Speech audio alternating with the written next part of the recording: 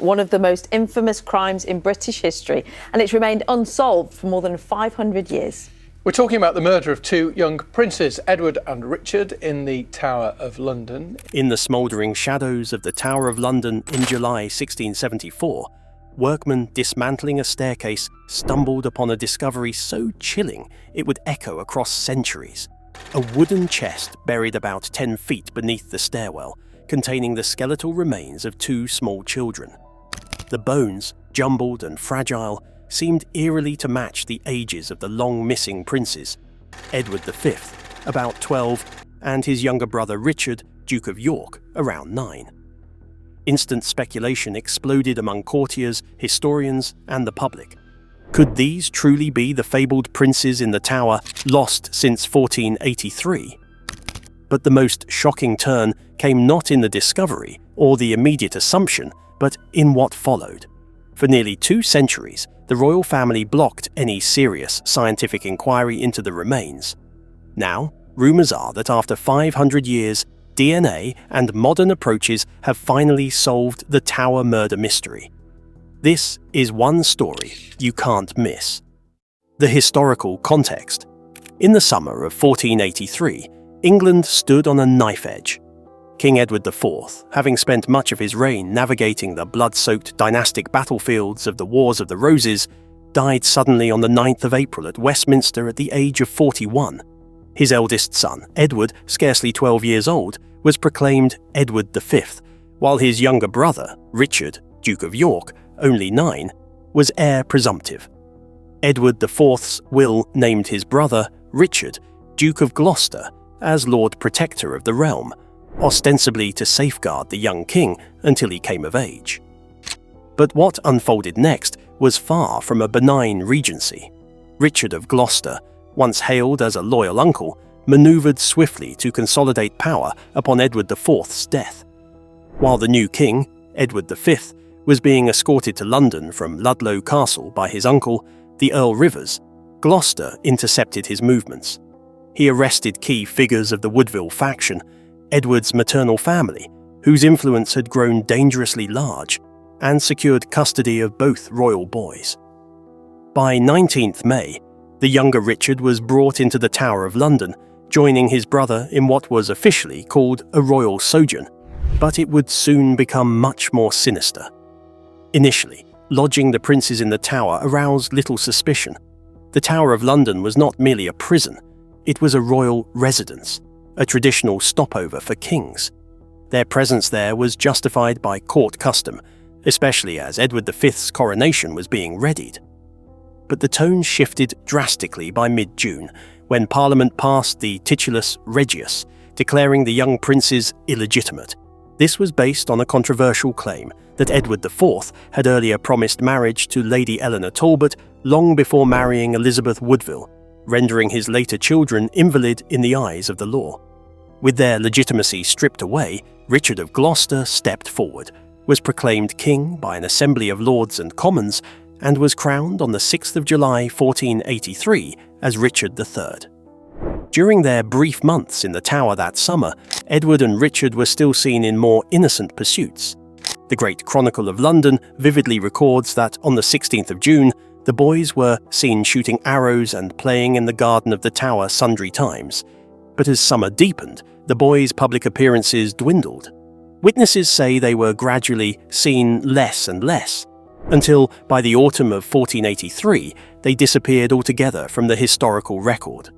The sudden vanishing of Edward V and his brother sent shockwaves through the realm. Even in an era rife with political violence, the idea of royal children disappearing ignited morbid speculation. Chroniclers and aspiring historians whispered of foul play. Who could have silenced the rightful heirs? Richard himself, once their protector, found himself the centre of grim accusations. According to later sources, including Thomas More and Shakespeare, Richard ordered their murder to secure his usurpation. Others implicated powerful nobles like Henry Stafford, Duke of Buckingham. Over centuries, their fate remained one of England's darkest mysteries. Young boys lodged in the very heart of royal power, erased so completely that their disappearance became a symbol of ruthless greed, a spectre of violence inside the stone walls of the tower. The discovery of 1674. In July 1674, as workers were dismantling part of the Tower of London, specifically a staircase that once linked the king's lodgings to the chapel in the White Tower, they made a grim and astonishing discovery. About 3 meters or 10 feet down, just beneath the rubble of the stairwell, they came across a wooden box. Inside lay the incomplete skeletons of 2 small children, their bones jumbled in disarray. According to contemporary accounts, one of the skulls was broken, and the remains generally bore signs of disturbance, some damage likely caused by the very labourers who had unearthed them. What sparked immediate intrigue was not only the age of the skeletons, estimated to be that of boys around 11 to 13 years old by some witnesses. Perhaps more damning, fragments of velvet and rag were reported clinging to the bones. Velvet was a fabric reserved largely for the nobility. These clues, combined with the location deep under a staircase in the tower, struck many as eerily congruent with centuries-old rumours that the infamous missing princes, Edward V and his brother Richard, had been interred somewhere within the tower's walls. John Knight, the chief surgeon to King Charles II, recorded the discovery in detail. He noted that at first the bones were carelessly discarded, not realizing their possible importance, but once their significance dawned, workers sifted through the rubble to recover as much as they could. Knight, convinced by the men's accounts and the apparent ages of the skeletons, reported his suspicions to the king. On the strength of that report, Charles II ordered that the bones be placed into a white marble urn, constructed under the direction of Sir Christopher Wren. That urn was not just any container. Designed by Wren and carved by Joshua Marshall, the king's master mason, it was meant to honour royal blood. Rather than burying the remains somewhere unremarkable, Charles II arranged for them to be interred in the Henry VII Lady Chapel at Westminster Abbey, among the relics of England's royal lineage. The formal interment took place in 1678, 4 years after the bones were first discovered, and the urn bears a Latin inscription that memorializes the discovery, naming Edward V and Richard, Duke of York. For centuries thereafter, the bones remained largely undisturbed. Attempts at verification and examination. In June and July 1933, a discreet and highly controlled investigation was carried out into the remains held within the white marble urn at Westminster Abbey that contained the skeletons of the princes in the tower. On the 6th of July, in the presence of dignitaries including Lawrence Edward Tanner, the Abbey's Keeper of Muniments, and Professor William Wright, President of the Anatomical Society, the urn was opened. Over the course of 5 days, Wright, Tanner, and Dr. George Northcroft, a dental surgeon, meticulously measured and photographed every bone before rewrapping them in fine cloth. At the conclusion of their study, the Dean of Westminster read part of the Anglican burial service, and on the 11th of July, they resealed the urn with a parchment recording the examination. The results of the 1933 examination were careful and guarded. The characters of the bones suggested they belonged to 2 children whose ages matched the putative princes, roughly 12 to 13 years for one skeleton and 9 to 11 for the other. The skulls and long bones were consistent in size and proportion with those of young boys. Indeed, Professor Wright and Tanner concluded that the skeletal remains were undoubtedly those of the 2 princes in the tower. Yet, critically, they did not, and could not, deliver a definitive identification. Many bones were missing, parts had clearly been disturbed, and the remains had been intermingled with fragments of animal bone. The limitations of the 1933 investigation were stark. The anatomical experts acknowledged that centuries of decay, coupled with the haphazard conditions under which the bones were originally recovered in 1674 and later reburied, severely constrained what could be concluded. Dental and skeletal measurements offered age estimations but could not reliably resolve other critical factors, such as sex, lineage, or cause of death. Indeed, some critics later argued that the examination had been underpinned by a presumption of royal identity rather than rigorous neutrality. Beyond technical hurdles, the 1933 opening stirred up deep ethical tensions. The remains in the urn, regardless of identity, were those of children, and likely royal ones at that. Disturbing them required not just scientific permission, but ecclesiastical and institutional blessing. Even then, the investigation was conducted in secrecy. Only select officials and dignitaries were allowed, and the abbey was closed to the public during the disinterment. Since then, successive deans of Westminster Abbey have declined further invasive study. As techniques like DNA analysis and radiocarbon dating emerged in the later 20th and early 21st centuries, calls renewed to re-examine the remains. But these appeals have repeatedly met resistance. Critics within the Church of England and among heritage authorities warn that disturbing human remains, which may or may not be the prince's, risks opening a Pandora's box. Modern forensic possibilities. In recent decades, modern forensic science has raised the tantalizing possibility of finally cracking one of England's greatest royal mysteries, the fate of the princes in the Tower. The breakthrough hinges on research led by Dr. John Ashdown Hill of the University of Essex, who in 2018 successfully traced the mitochondrial DNA of the princes via a living relative. Working with genealogist Glenn Moran and academic collaborators, Ashdown Hill identified Elizabeth Roberts, an opera singer, as a direct female line descendant of the prince's maternal grandmother. Because mitochondrial DNA is passed maternally and remains relatively unchanged over generations, this made it theoretically possible to compare her DNA with any modern sample taken from the remains long held in Westminster Abbey. This discovery dramatically altered the conversation. Where in the past the identities of the remains lay in the realm of speculation, now there is a concrete genetic control sample against which the bones could, in principle, be tested. Modern techniques such as DNA sequencing, isotope analysis, and radiocarbon dating could not only confirm whether the remains in the urn are truly Edward V and Richard, Duke of York, but also offer insight into their biological sex, age, and possibly even aspects of their health or lifestyle. Yet, despite this scientific promise, access to the remains remains firmly blocked. Westminster Abbey, which holds the urn containing the skeletons, has refused repeated requests for DNA testing. The Abbey's position is backed by the royal household, which continues to treat the remains as sacrosanct.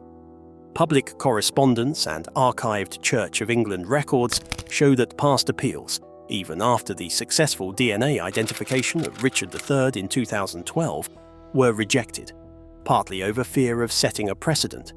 Critics also point to a thorny practical question: what should happen if the test proves negative?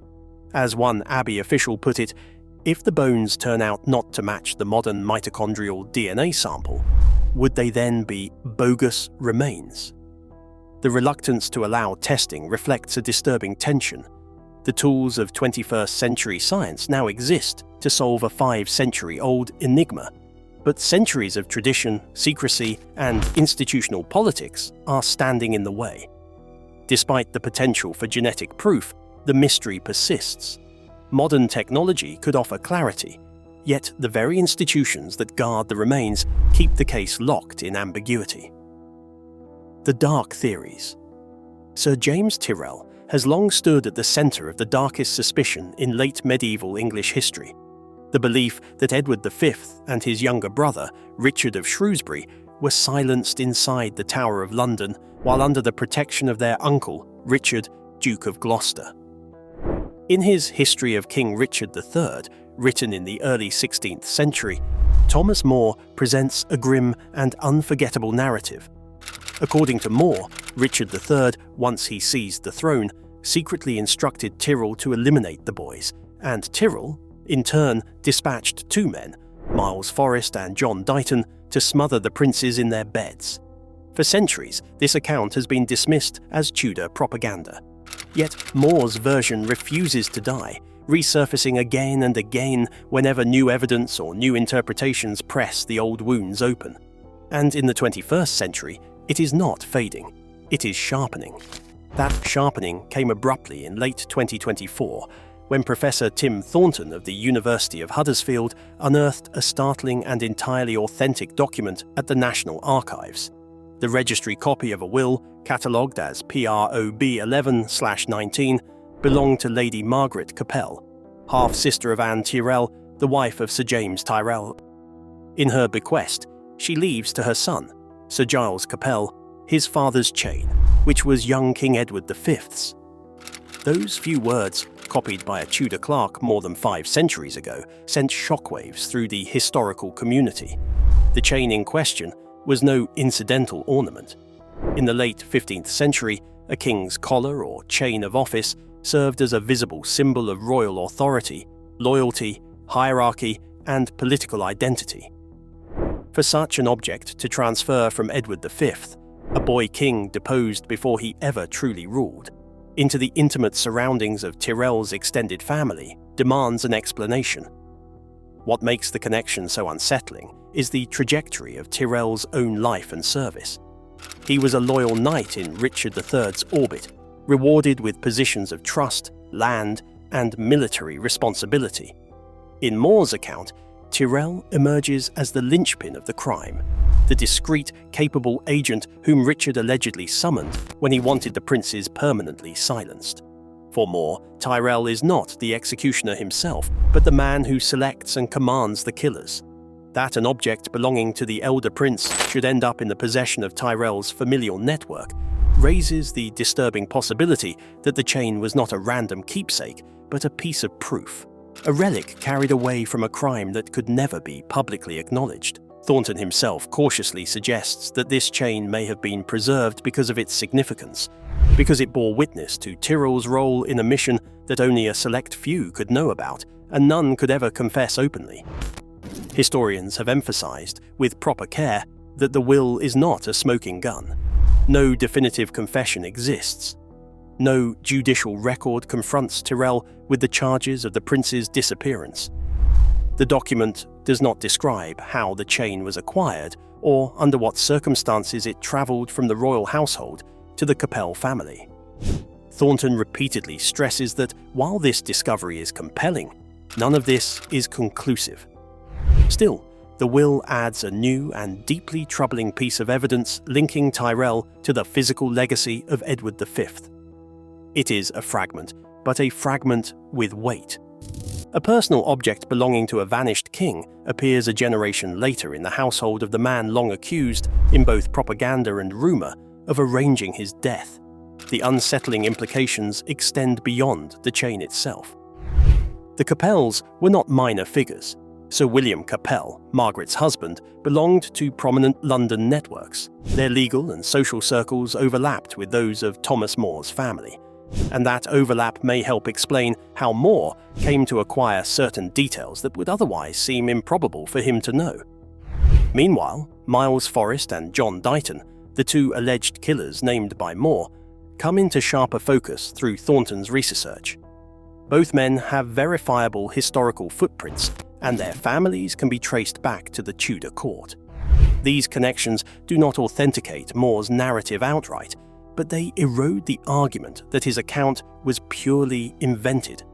Instead, they suggest he may have drawn from oral testimony or private knowledge circulating among households tied through marriage, law, and patronage to the events of 1483. Yet, even with these findings, the story remains fractured. Sir James Tyrrell's own downfall came not from any accusation related to the princes, but from charges of treason under Henry VII.